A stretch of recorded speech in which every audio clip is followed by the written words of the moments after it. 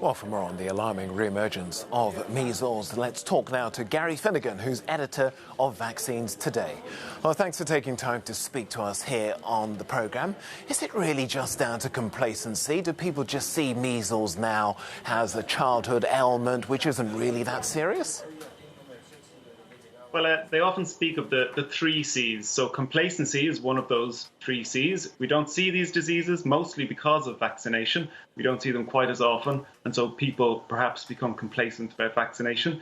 The other is convenience. This one's sometimes underrated. Vaccination has to be easily accessible. And for some communities, it's not so easy. In European countries, of course, it's free and it should be possible to access, but it's not always the case. And the third is confidence. As your piece explained there, some people still have questions about safety of vaccination, which is an entirely reasonable question to ask before any medical procedure. But when they go online, they may find some unscientific information, and this can cause confusion and lead them to opt out of recommended vaccination. Well, given the doubts over, as you say, the combined vaccinations, measles, mumps and rubella, which was raised more than a decade ago, do you think that it's government's fault that this problem is arising now?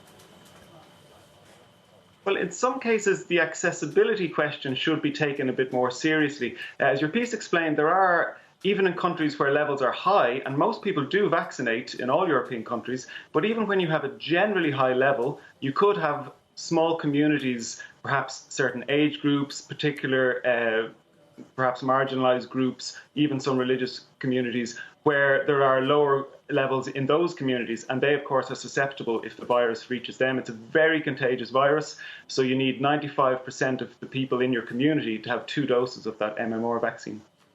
Well, just a few months ago, the WHO was pointing the finger at the United States, especially at President Donald Trump, who I think it's fair to say was one of the doubters over the combined vaccinations, and yet the Americas is bucking the trend.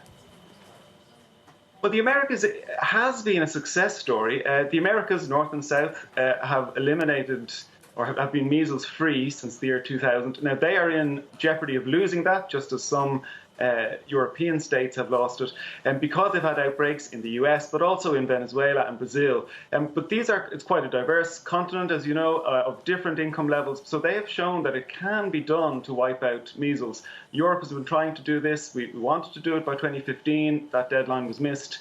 Now, still, most of the countries in the European region, this is a 53-member state of the WHO European region, they are measles-free. So I think 37, or now it's 35, because a couple have lost that status. But it is possible to do this. It's not so much a question of resources. It's more a question of tailoring immunization communication strategies to reach those difficult groups.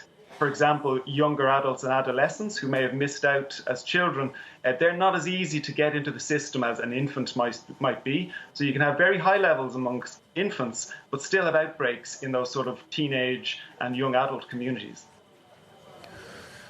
Gary Finnegan, editor of Vaccines Today, thanks for joining us here on the programme.